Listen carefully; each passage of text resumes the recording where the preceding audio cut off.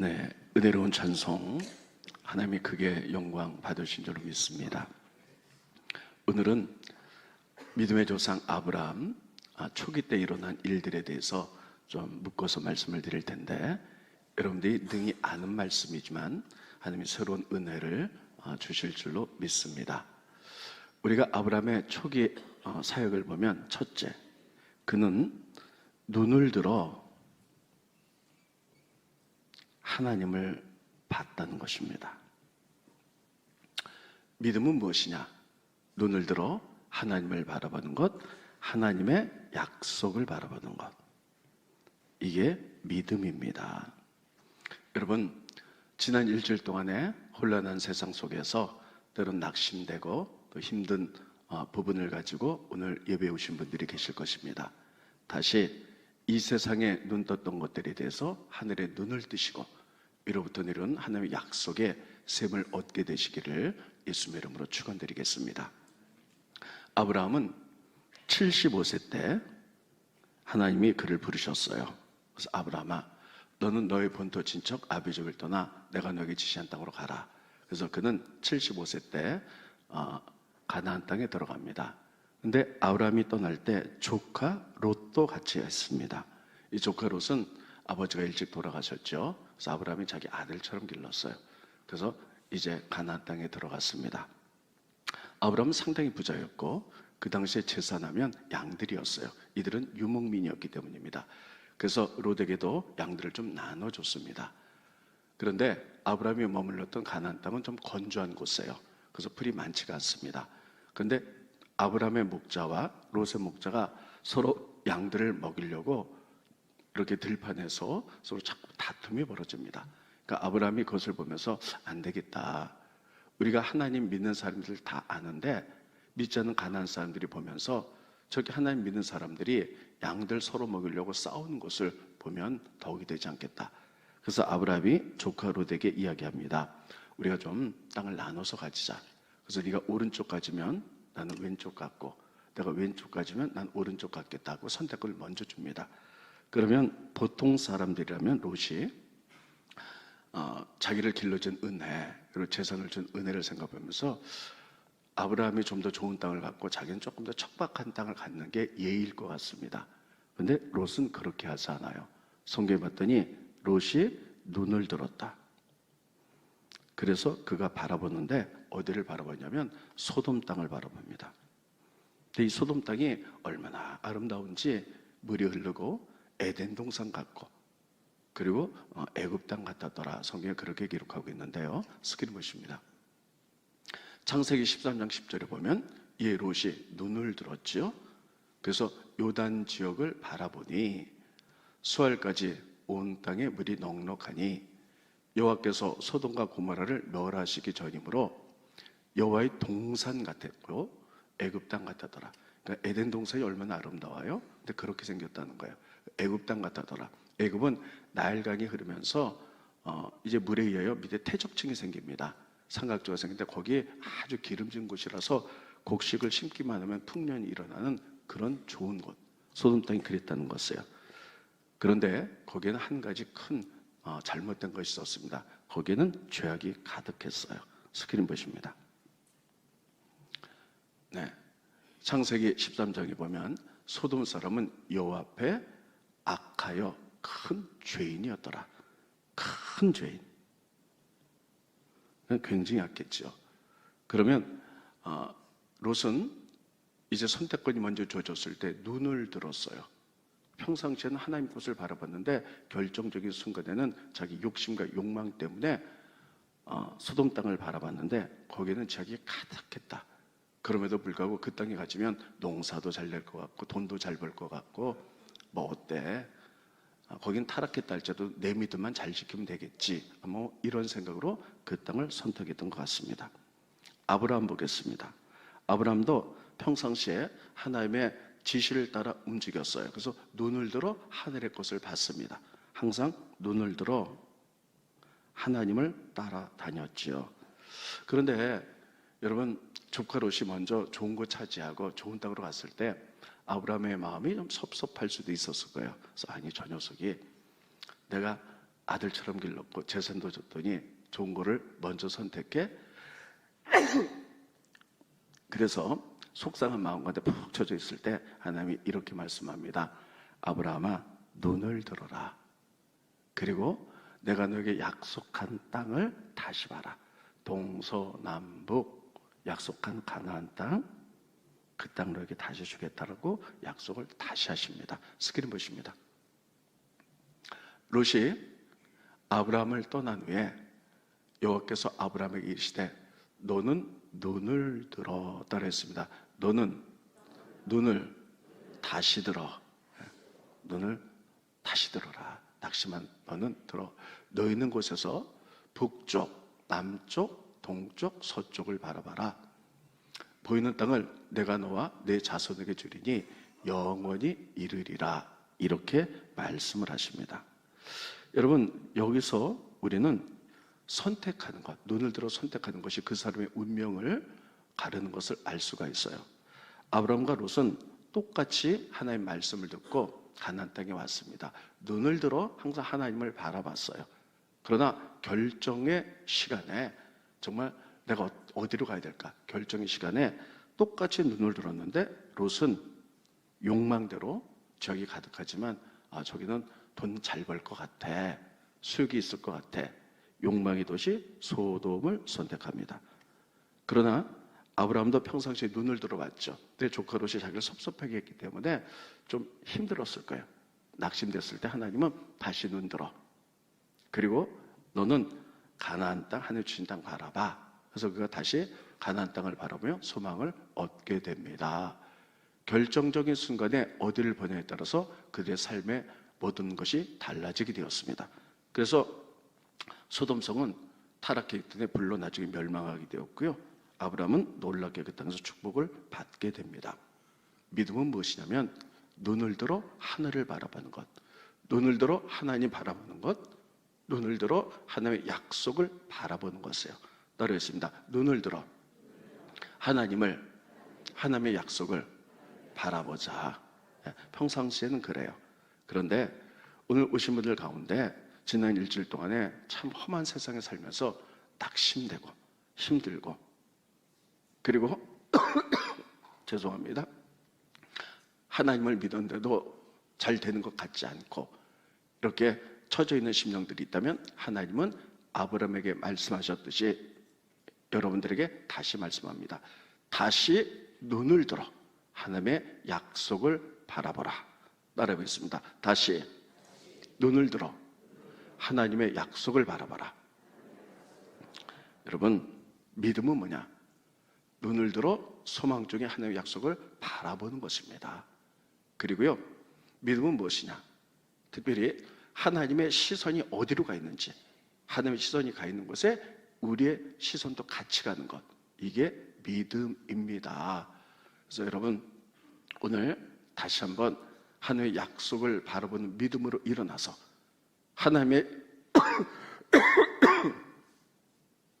죄송합니다. 하나님의 시각이 지금 어디에 가 있는지 그것을 바라보면서 우리도 믿음의 시각으로 거기를 따라갈 수 있기를 예수님의 이름으로 축원드리겠습니다. 그래서 다윗이라는 왕은요, 정말 파란만장한 삶을 살아가면서 오직 눈을 들어 하나님만 바라봐서 하나님의 은총 가운데 거했어요. 그래서 그가 이런 시를 썼지요. 시편 보겠습니다. 시편 121편 전면을 읽어드리겠습니다. 내가 산을 향하여 눈을 들리라. 여러분, 그 산은 어디냐면 예루살렘이 성전이 있는 그 산이에요. 힘들고 어려울 때마다 하나님의 성전이 있는 곳에 눈을 들어 거기를 볼 것이다. 나의 도움이 어디서부터 올까?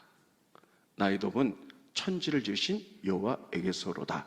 여러분, 우리의 도움은, 우리의 축복은, 우리의 위로는, 우리의 소망은 위로부터 내려온 줄 믿으시기 바랍니다. 그래서 이 다윗은 눈을 들어 하나님의 성전인 예루살렘을 내가 바라보겠습니다. 내가 눈을 들어 바라볼 것이 많지만 세상에서 나를 위로해 줄 수 없고 소망을 줄 수 없기 때문에 눈을 들어 나의 소망 되신 주님을 바라봅니다. 이렇게 표현하는 거예요. 계속 보겠습니다. 그러면서 여호와께서 너 대신에 나로 읽겠습니다. 나를 실족하지 아니하게 하시며 나를 지키는 자가 졸지도 아니하시리로다. 이스라엘 지키신 이는 졸지도 아니하시고 주무시지도 아니하시리로다. 여호와는 나를 지키신 이시라. 여호와께서 내 오른쪽에서 내 그늘이 되시나니 낮의 해가 너를 상하지 않게 하시 밤의 달도 너를 해치지 아니하리로다. 여호와께서 너를 지켜 모든 환난에서 면하게 하시며 또 내 영혼을 지키시리로다. 따라해 보겠습니다. 여호와께서 나를 지켜 모든 환난을 면케 하시며. 정말 이 말씀 믿으십니까? 이 말씀에 힘을 얻으시기 바랍니다. 하나님께서 모든 환난을 면케 하시며 우리가 눈을 들어 하나님을 바라볼 때 이 하나님의 약속이 우리에게 위로와 소망이 이루어질 줄로 믿습니다. 그래서 8절에 여호와께서 너의 출입을 지금부터 영원까지 지키시리로다. 그래서 여러분, 믿음의 소녀들은요 항상 눈을 들어 하나님을 바라봤어요. 그리고 특별히 결정할 때 우리가 어떻게 결정하냐에 따라서 우리의 삶의 질이 달라지는 것이죠. 어떤 특별한 결정할 때도 아브라함처럼 눈을 들어 우리가 하나님을 바라보시기 바랍니다. 하나님 뜻대로 결정하시기 바랍니다. 또 낙심해요. 내가 하나님 뜻대로 살고자 했는데도 뭐 조금 안 되고 꼬이고, 근데 하나님은 말씀하세요. 다시 눈을 들어 하나님의 약속을 바라봐라. 여러분, 이렇게 믿음은 하나님을 바라보는 것을 믿으시고 모든 환난에서 우리를 구원하실 그 하나님을 눈을 들어 바라보는, 그래서 소망과 위로를 얻는 하루가 되시기를 예수님의 이름으로 축원드리겠습니다. 이렇게 믿음은 눈을 들어 하나님을 보는 거예요. 두 번째는 눈을 들어 하나님을 봤을 때 우리는 하나님 아버지의 마음을 갖게 됩니다. 하나님 아버지의 마음, 이 마음은요 용서하는 마음, 긍휼의 마음이에요. 따라했습니다. 용서, 긍휼. 네. 그러니까 여러분, 우리가 세상을 바라보면요 세상에는 용서라는 게 없어요. 근데 눈을 들어 하나님 아버지를 바라보면 그분이 우리가 죄인임에도 불구하고 우리를 구원하시고 사랑하시고 긍휼을 베풀었기 때문에 그분으로부터 오는 사랑과 긍휼, 아버지의 마음을 갖게 될 줄로 믿습니다. 근데 아브라함은요 하나님 아버지의 마음을 가졌다는 거예요. 자, 이제 이 조카 롯이 소돔으로 떠납니다. 그래서 거기서는 돈 벌고 잘 살아요. 그런데 그 당시 지리적 상황이 어떻게 됐느냐면 지리적 상황이 이렇게 되어 있었습니다. 이건 지금부터 한 4,000년 전 이야기예요. 여기가 가나안 땅이거든요. 근데 이쪽에 유브라데스 티그리스 강유역에 세계 4대 문명 발생지죠. 이곳에 메소포타미아, 이 지역에요 강대국이 4군데가 있었어요. 4대 강대국이 있었습니다. 그런데 이들은 굉장히 전쟁도 많이 하고 큰 땅을 차지하고 있었어요. 그런데 이 가나안 땅에는요 조그만 도시들이 나라였어요. 그래서 5개의 조그만 도시들이 있었어요. 근데 이 나라예요. 그런데 여기에 소돔이라는 도시가 포함되어 있었거든요. 근데 여기는 참 타락했지만 잘 살았어요. 그러다 보니까 메소포타미아 4대 이 큰 대국이 연합해서 가나안 땅, 이 땅을 쳐들어왔어요. 그러니까 5나라가 꼼짝도 못하고요 우리를 살려주세요. 그 대신에 우리가 당신들에게 조공을 베풀겠습니다 하고 조공을 드렸어요. 그리고 살아갑니다. 근데 시간이 지나니까요 조공이 드리는 게 점점 힘이 무거워지니까 5나라가 연합해서 이렇게 얘기합니다. 우리 조공 드리지 말고 차라리 싸우자. 그리고 5나라가 연합하여 메소포타미아의 4나라하고 전쟁을 합니다. 조공을 안 드리려고. 이게 아브라함 시대 때 배경이에요. 그런데 여러분 5나라, 조그만 나라가 이 강대국의 4나라를 이길 수가 없죠. 그래서 전쟁에서 져갖고요 재산이고 사람들이 다 끌려가는 거예요. 그때 소돔 성에 롯이 있었는데요 롯도 자기 가족과 다 끌려가고 재산도 다 끌려갑니다. 그러면 롯과 그의 가족들은 끌려가면 거기서 노예가 되는 거예요. 근데 아브라함이 그 이야기를 들었어요. 보통 사람이라면 이렇게 생각을 했을 거예요. 내가 너 자기 욕심 차릴 때 그럴 줄 알았어. 세상 말로 그래도 뭐 이렇게 은근히 말할 수도 있을 거예요. 그런데 아브라함은 눈을 들어 하나님을 보니까 늘 하나님 아버지임을 갖는 거예요. 그래서 자기를 섭섭하게 했음에도 불구하고, 그럼에도 불구하고 조카 롯을 구원해야 되겠다는 용서와 궁일의 마음이 싹트기 시작했어요. 그래서 저들을 구원하겠다. 그래서 그 당시에 아브라함은 그 땅에 나라도 없었어요. 근데 굉장히 부자다 보니까요, 자기 가족을 지키는 식솔들 가운데 318명, 그러니까 가정을 지키는 무사들이에요. 그러니까 돈을 주고 가정을 지키는 무사. 그러니까 굉장히 아브라함이 부자였죠. 318명을 데리고 메소포타미아 4대국을 쳐들어갑니다. 그래서 이기게 돼요. 그래서 조카 롯과 재산과 다 가지고 돌아오게 됩니다. 이것을 통해서 우리가 깨달을 수 있는 것은 바로 이것입니다. 그럼에도 불구하고 하나님 아버지의 마음, 용서와 긍휼의 마음을 아브라함이 가졌다는 거예요. 저는 이게 신앙인의 믿음의 자세라고 그렇게 분명히 믿습니다.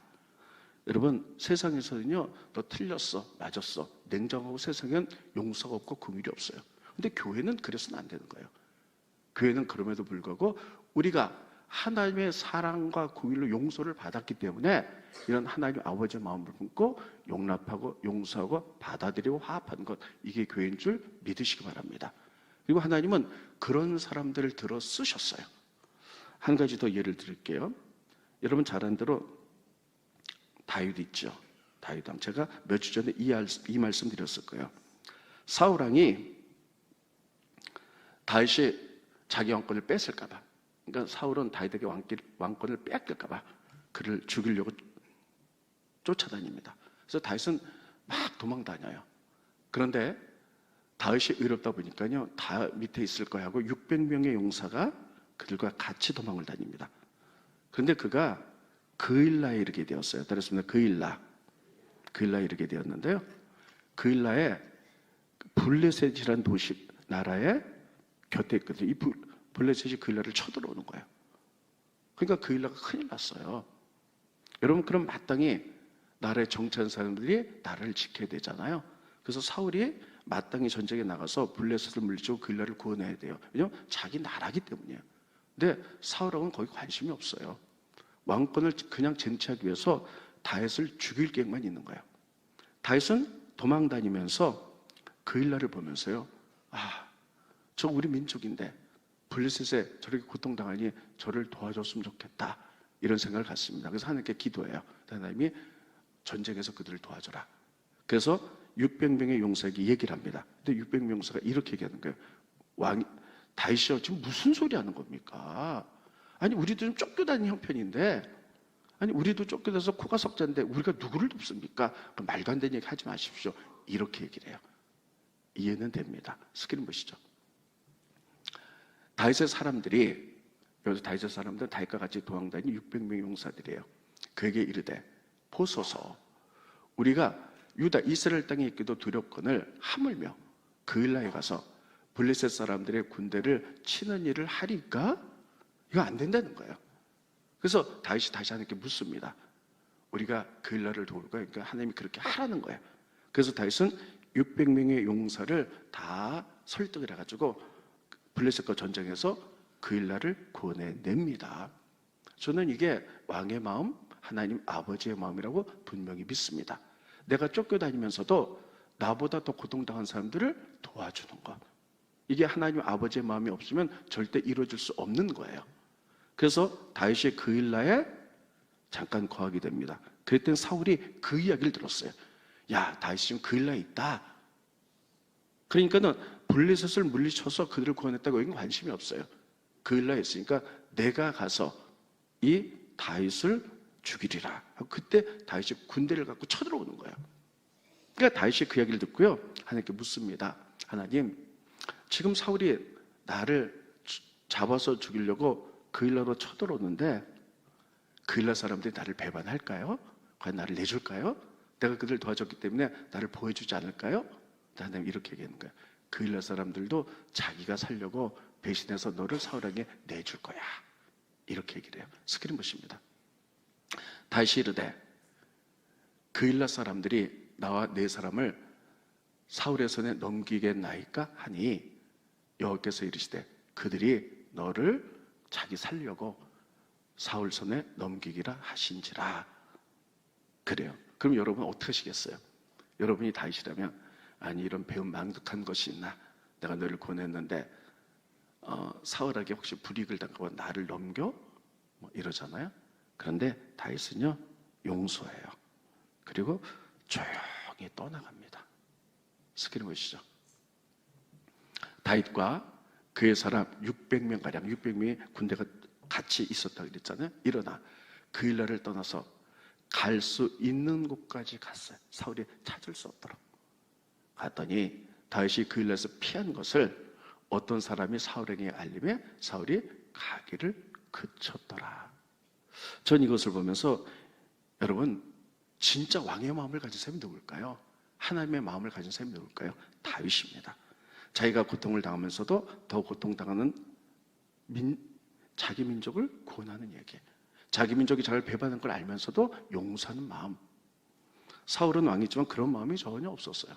그래서 하나님은 이 다윗을 들어 쓰는 겁니다. 저는 이것을 보면서요, 야, 이게 교회 다니는 사람들의 마음이구나. 여러분, 우리는 그럼에도 불구하고 사람들을 사랑하고 용납하고 화합하고 하나가 되어야 될 줄로 믿습니다. 여러분, 창세기 보면요, 에덴 동산에 두 가지 나무가 있다고 그랬어요. 하나는 선악과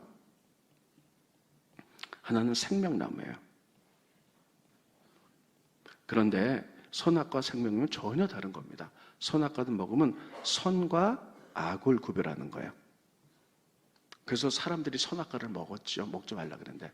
그래서 선과 악을 구별해요. 그래서 어떻게 되냐면 사람들 보면 너 잘했어, 너 잘못했어. 맨날 선과 악을 구별하는 거예요. 여러분, 세상에서 조금만 수틀리면 어떻게 법적으로 가서요, 누가 잘했나 판단해 주십시오. 이러면 살벌해집니다. 교회 내에서도 공의와 정의 하나님이기 때문에 무슨 문제가 벌어졌을 때 누가 잘했는지 잘못했는지 우리가 구별하는 것은 중요하죠. 그러나 교회 내에서 맨날 앉아갖고요, 너 잘했고 너 잘못했고 너 죄인이고 너는 이렇게 하면 안 돼, 이렇게만 따진다면요 아마 분열이 일어날 거 교회가 아주 삭막해지고 말 거예요. 교회라는 것은 그럼에도 불구하고 생명나무는 먹으면 살리는 나무예요. 이것은 바로 따르겠습니다. 긍휼, 사랑, 용서. 여러분, 교회는 이런 것이 있어야 될 줄로 믿습니다. 교회는 사람의 생명을 살리는 곳이에요. 그래서 세상에서는 전부 다 너 틀렸어, 맞았어, 틀렸어, 맞았어 하면서 살벌해지지만 교회 내에서는 이렇게 잘잘못도 가려야 돼요. 그게 공의죠. 그러나 그것을 뛰어넘어 잘잘만 가리게 되면 맨날 앉아서 너 잘했어, 잘못했어 그러면요 얼마나 살벌해요. 그걸 뛰어넘어 하나님의 사랑, 긍휼의 사랑으로 용납하고 하나 되고 덮어주고, 그래서 우리가 다시 일어날 수 있도록 이런 생명나무 역할하는 게 교회인 줄 믿습니다. 지금 교회에서는 이런 것들이 필요합니다. 따라했습니다. 선악과를 뛰어넘어 생명나무로. 교회가 그것이 있어야 돼요. 만약에 교회에서도요, 지금 너무너무 정치가 어지럽잖아요. 그래갖고 누가 어떤 사람이 이게 맞다, 어떤 사람이 이게 맞다, 그럼 싸움만 벌어져요. 하나님은, 교회는 우리가 죄임에도 불구하고 하나님 그럼에도 불구하고 우리를 사랑하셔서 우리를 생명을 주셨듯이 교회는 그래야 될 줄로 믿습니다. 이 하나님 아버지의 사랑의 마음이에요. 이게 나타나는 게 교회입니다. 여러분 잘 아는데 탕자비유가 있어요. 탕자비유, 이것도 지금 이것들을 말해주고 있는 거예요. 어떤 아버지가 아들이 둘이 있었어요. 첫째는 올바릅니다. 그래서 아버지 밑에서 충성한 아들이에요. 근데 둘째는 망난이에요. 그래서 아버지에게 이렇게 얘기합니다. 아버지, 어차피 돌아가시면 아버지 재산이 반이 되니 미리 주십시오. 그리고 아버지께 땡깡을 써서 재산을 반을 가지고 먼 나라 가고요, 주색 잡기 하다가 그 돈을 다 날려버리고 말았어요. 그리고 몸이 병이 들고, 그리고 먹을 것이 없어 돼지치기하면서 짐승도 먹지 않는 쥐없는 먹고 살아갑니다. 그때 느꼈던 것은 아버지께 돌아가자. 그래서 아버지께 돌아갔더니 아버지가요 맞아주세요. 그래서 그를 목욕시키고 새 옷을 입히고 잔치를 베풉니다. 그런데 이 큰아들, 아주 올바른 아들이에요. 큰아들이 그 이야기를 듣는 거예요. 그러면서요, 큰아들이 막 분노합니다. 아니, 아버지 재산을 반이나 창기와 더불어 다 탕진한 그 아들이 왔는데 받아주고 아들 대접을 하다니 이게 말이 되는 겁니까? 그 아들은 잘못된 아들입니다. 난 아버지 면에서 충성했고 선한 아들인데 나한테는 아무것도 안 해주고 이 아들인데 이럴 수 있습니까? 따지는 거죠. 쟤는 틀렸고 나는 맞았어요. 막 이러는 거죠. 여러분, 그런데 아버지는요, 맞고 틀림을 떠나서 그것도 중요하지만 받아들이고 그걸 새롭게 시작할 수 있도록 도와줬다는 거예요. 스크린 보십니다. 대답하되, 그러니까 이제 어떤 사람이 이제 큰아들한테 얘기하는 거예요. 당신의 동생이 돌아왔으니 당신의 아버지가 건강한 그를 다시 받아들이게 됨으로 인하여 살찐 송아지를 잡았다 하니 그가 노하여, 그러니까 큰아들이 노하는 거, 저 틀렸고 잘못했는데 왜 저렇게 하시나? 들어가고자 하지 아니하거늘 아버지가, 그러니까 화가 난 거죠. 아버지가 나와서 권한대 아버지께 대답하여 이르되 내가 여러 해 아버지를 섬겨 명을 어김이 없었고 그런데 내게는 염소 새끼 한 마리도 나와 내 벗을 즐기한 일이 없더니 아버지의 살림을 창녀들과 함께 삼켜버린 이 아들이 돌아오매 이를 위하여 살찐 송아지를 잡으셨습니다. 그러니까 큰아들은 뭐예요? 저 아들은 틀렸고 내가 옳습니다. 옳고 틀림, 선악과를 얘기하는 거예요. 근데 아버지는 그게 아니죠. 그것을 뛰어넘어 그 아들에게, 잘못한 아들에게 기회를 주고 생명을 다시 주는 거예요. 그래서 생명의 나무, 그래서 긍휼과 사랑과 용서로 끌어안는 거죠. 여러분, 우리는 세상에서는 큰아들 같이 다 판단해요. 틀렸고 맞았고 틀렸고 맞았고. 그렇다 할지라도 교회는 그래서는 안 됩니다. 물론 교회도 맞고 틀린 거 분명히 해야 되죠. 근데 그것만 있다면 그건 교회가 아니에요. 그것을 뛰어넘는, 선악을 뛰어넘는 생명나무, 사람들을 살리는 것, 그래서 그들을 풀어안고 사랑과 공유를 베푸는 것, 이게 교회인 줄 믿으시기 바랍니다. 우리에게는 이런 마음이 필요합니다. 여러분, 우리가 그런 마음을 품고 살아가기를 예수님의 이름으로 축원드리겠습니다. 마지막으로 세 번째는요, 하나님의 은혜예요. 여러분, 하나님이 은혜를 주셔서 지금껏 이렇게 살아왔어요. 그리고 지금도 하나님의 은혜 가운데 살아가고 앞으로도 하나님의 은혜 속에 살아가게 될 것입니다. 하나님 은혜가 단절됐다면 우리 삶이 참으로 팍팍하고 힘들고 소망이 없을 것입니다. 저도 지난주에 저의 일생을 쭉 봤더니요, 정말 위기의 순간, 어렵고 힘든 순간도 많았는데 하나님의 은혜로 여기까지 온 거예요. 지금도 하나님의 은혜를 베푸셔서 제가 살아가고 있는 거고요, 앞으로도 제가 구할 것은 하나님의 은혜입니다. 따르겠습니다. 하나님의 은혜. 은혜를 알면 모든 게 감사해요. 자, 한번 생각해 보세요. 지금 메소포타미아의 4대 나라가 이렇게 강대국이거든요. 그리고 군사들도요, 엄청 훈련된 군인들이에요. 이들이 지금 그 작은 가나안 땅의 5 도시 국가를 다 치고, 그리고 재산과 사람들 이끌고 가는 중이에요. 그것을 알고 아브라함이 자기 집을 지키는 가솔 신하 318명 호위무사들이죠. 이들과 전쟁을 하는 거예요. 이건 전쟁이 되질 않아요. 이 사람들은 그냥 집에서 훈련받은 사람이죠. 이 4대 강대국의 군사들은 아주 용병들이거든요. 근데 이들을 쫓아가서 승리했다. 이건 있을 수가 없는 거예요. 어떻게 승리할 수 있었냐? 따르겠습니다. 하나님의 은혜. 이게 하나님의 은혜예요. 할 수 없죠. 하나님 베풀어 주시는 거예요. 아브라함은 그것을 알았어요. 우리는 감히 저 강대국과 전쟁에서 이길 수 없었지만 하나님의 은혜 가운데 이겼다는 거예요. 게임이 안 됐지만. 그래서 하나님의 은혜를 생각하면서 돌아옵니다. 돌아올 때요, 여러분, 아브라함이 이겼다는 얘기를 듣고 5 나라 왕들이 다 나와요. 그런데 첫 번째 말했어요. 멜기세덱이 와요. 이 사람은 대제사장이에요. 그러면서 이렇게 얘기합니다. 수고 많으셨습니다. 그래서 아브라함을 축복하면서요, 얼마나 힘드셨습니까? 그래서 떡과 포도주를 줍니다. 그랬더니 아브라함은 그 은혜를 아는 거예요. 내가 이겼던 것은 하나님의 은혜였지 우리의 절대 힘이 아닙니다. 그래서 그 전리품 얻은 것도 하나님의 은혜이기 때문에 하나님께 드리자. 그래서 10분의 1을 멜기세덱 제사에게 드립니다. 여러분 성경에 11조가 나오는데 11조 최초로 한 장면이 바로 여기예요. 그가 할 수 있었던 것은요, 그가 이길 수가 없는 상황이에요. 근데 하나님의 은혜로 이기고 전리품들을 다 뺏어왔거든요. 이건 하나님이 은혜 줘서 한 것이기 때문에 하나님 감사합니다고 11조를 하나님께 드리면서 하나님께 감사했어요. 은혜가 없으면 절대 못할 거예요. 스크린 보십니다. 너희 대적을 내 손에 붙이신 지극히 높으신 하나님을 찬송하리로다 하며 아브라함이 그 얻은 것에서 10분의 1을 멜기세덱에게 주었더라. 그게 뭐냐면요, 내가 이렇게 얻은 것은 하나님의 은혜였습니다. 하나님 감사합니다고 11을 드린 거죠. 그랬더니 조금 있다가 바로 소돔왕이 와요. 소돔왕이 오면서 이렇게 얘기합니다. 아, 수고했다. 그 대신에 전리품은 우리 나라에서 가져간 전리품 네가 갖고 사람은 돌려달라. 이렇게 얘기하죠.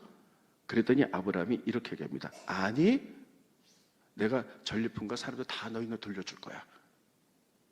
왜냐하면 나중에 내가 큰 부자가 되었을 때 소돔왕 네가 말하기를 우리가 전리품을 아브라함에게 줘서 부자가 됐어, 이렇게 말할까 봐 내가 이건 하나님의 은혜로 얻은 거지. 그래서 하나님께 영광 막기 위해서요, 그것을 다 그냥 돌려주는 거야. 그런데 이 부분을 성경 해석자들은 이렇게 해석합니다. 소돔왕이 와갖고요, 사람은 우리에게 돌려주고 전리품 네가 가져. 이거를요 비아냥거리한 말로 했다는 거야. 그래서 야, 그냥 전리품 너 가져, 그냥. 아이고 뭐 이런 식으로 했대. 아브라함이 자존심도 상했고요. 그것을 보면서 너 나중에 그럼 내가 더 하나님의 은혜 가운데 축복받으면 네가 나에게 전리품을 줘서 축복받았다고 네가 말할 테니 난 그렇게 못해. 하나님이 축복하신 것이지 그래서 너의 모든 걸 하나도 받지 않겠다고 다 돌려보냅니다. 스크린 보십니다. 내 말이 내가 아브라함으로 치부하게 하였다, 전리품 아브라함 줘서 부자 되게 하였다 할까 하며 내게 속한 것은 실 한 오락이나 들매, 죄송합니다, 잘 안 보여요. 한 가닥도 내가 가지지 아니하리라 하고 돌려보내요. 자, 이거 보면서요, 참 대단하다 이런 생각 같습니다. 이러면서 아브라함이 그렇게 할 수 있었던 것은 따르였습니다. 하나님의 은혜. 전쟁에서 승리한 것도 하나님의 은혜고 내가 부자 된 것도 하나님의 은혜로 된 것이지 누가 나를 도와줘서 된 것이 아니라는 거예요. 여러분, 이 고백이 여러분과 저의 고백 되기를 예수의 이름으로 축원드리겠습니다.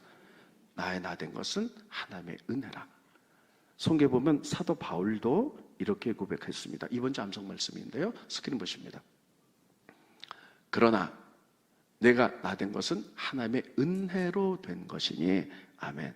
저는 이 말씀이 너무 가슴에 와닿아요. 그렇지, 하나님의 은혜로 되고 하나님의 은혜로 완성되는 거지. 다 같이 그러나보다 된 것이니 크게 한번 읽어봅니다. 시작. 그러나 내가 나의 된 것은 하나님의 은혜로 된 것이니. 아멘.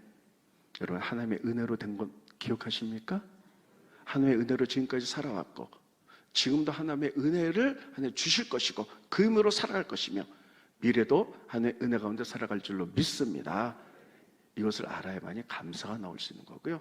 그것은 바로 하나님 아버지를 바라볼 때, 하나님 아버지의 마음을 가질 때 그 은혜를 알게 되고 감사하게 될 줄로 믿습니다. 그래서 여러분, 하나님 아버지 마음으로요, 교회는 생명나무 자꾸 끌어안고 살리세요.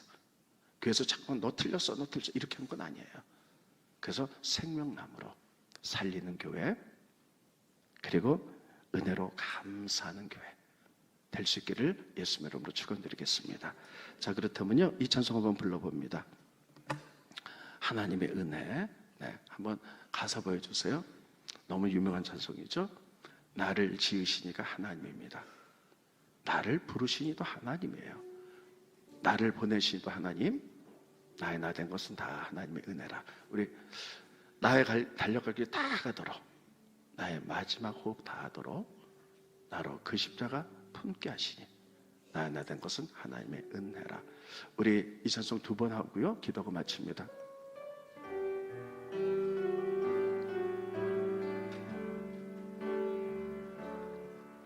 나를 지으시니가 하나님, 나를 부르시니가 하나님, 나를 보내시니도 하나님, 나의 나 된 것은 다 하나님 은혜라. 나의 달려갈 길 다 가도록, 나의 마지막 호흡 다 하도록, 나로 그 십자가 품게 하시니 나의 나 된 것은 다 하나님 은혜라.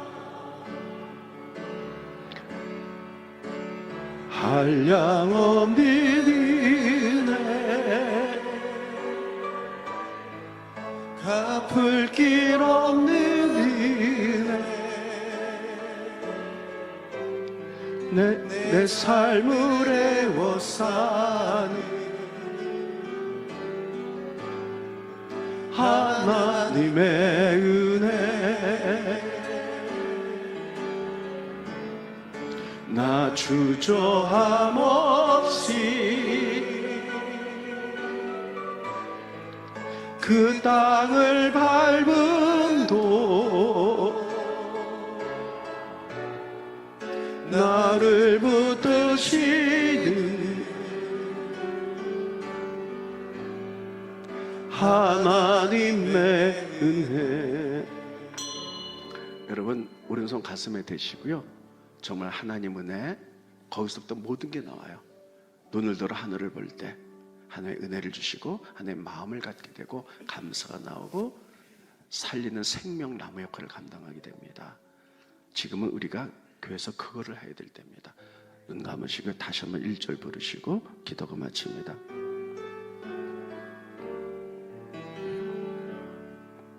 나를 지으신 이가 하나님,